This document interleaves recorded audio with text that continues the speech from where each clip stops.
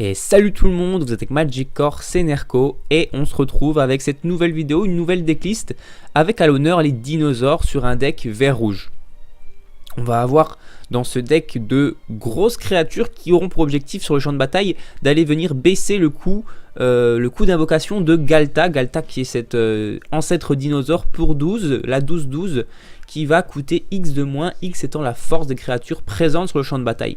Donc on joue un deck assez mid-range qui aura pour objectif à chaque tour d'aller vraiment maximiser la présence sur le champ de bataille de nos créatures. Et puis on va jouer des créatures, des cartes qui vont avoir pour objectif d'aller buff la force de nos créatures, de nos cartes sur le champ de bataille pour pouvoir invoquer au plus vite Ghalta et mettre un maximum de pression sur le champ de bataille.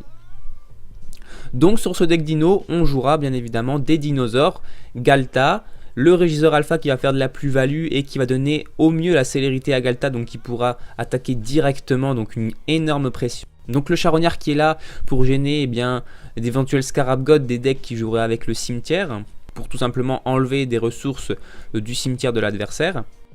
Et puis le Breton de Farouche qui est là donc contre les match-up blancs, qui est très efficace pour aller gêner l'adversaire même sur les artefacts, sur les éventuels véhicules qui nous mettraient également de la pression. Et puis l'Elfe de la Noire sur le terrain qui va vraiment venir booster notre courbe de mana, accélérer notre pression, notre prise de position sur le champ de bataille. Le Cœur de Kiran qui est un T2, donc sur les 3 qui peut être piloté, et puis aller venir mettre 4 de force sur le champ de bataille pour Ghalta éventuellement, et même une 4-4 qui vole sur la vigilance qui peut venir vraiment mettre beaucoup de pression à l'adversaire. On jouera également Ronas qui sera là sur le T3 avec 5 de force déjà, et puis qui va venir booster, donner le piétinement à l'une de nos créatures.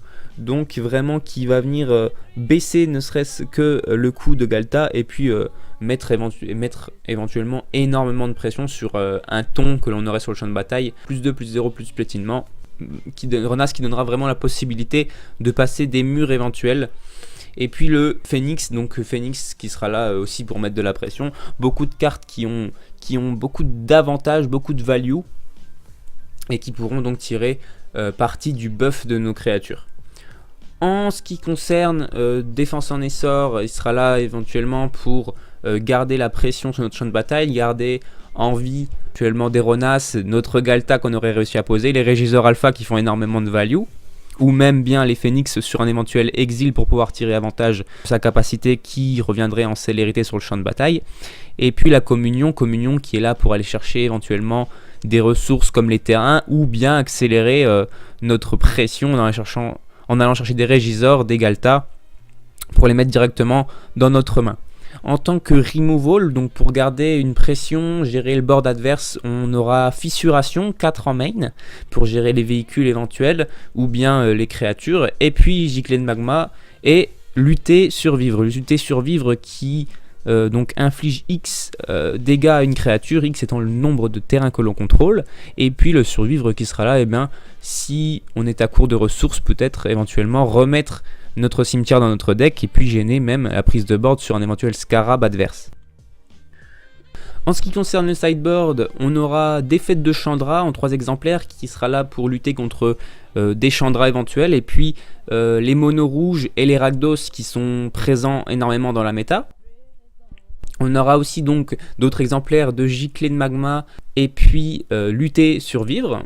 Et le Soleil Accablant également qui est présent dans le side pour ces match-up token ou des match-up aggro qui auraient énormément de pression en early, donc pour pouvoir temporiser au maximum. On jouera également Brotodon de Farouche en 2 exemplaires dans le side pour justement aller contrer ces match-up qui joueraient beaucoup d'enchantements comme le blanc par exemple. Et puis l'incontournable dans le side, dans un side dino, le Tyran du Carnage qui sera là pour aller contrer tous les decks contrôle avec énormément de contre-sorts qui gêneraient notre présence, notre prise de position sur le champ de bataille. Le Bestiaire qui sera là aussi contre les match-up contrôle pour nous permettre d'aller piocher au maximum, ou même contre les jeux mid-range pour pouvoir accélérer notre draw, cycler notre jeu au maximum.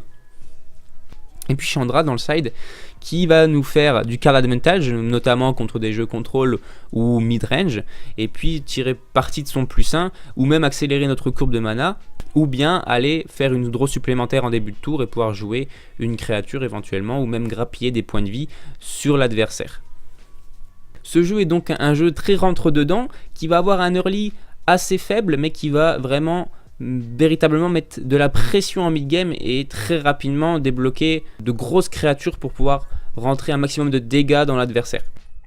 C'en est tout pour ce jeu, j'espère qu'il vous aura plu, qu'il vous aura intéressé. Et puis je vous remercie du visionnage et je vous dis à la prochaine dans une nouvelle vidéo.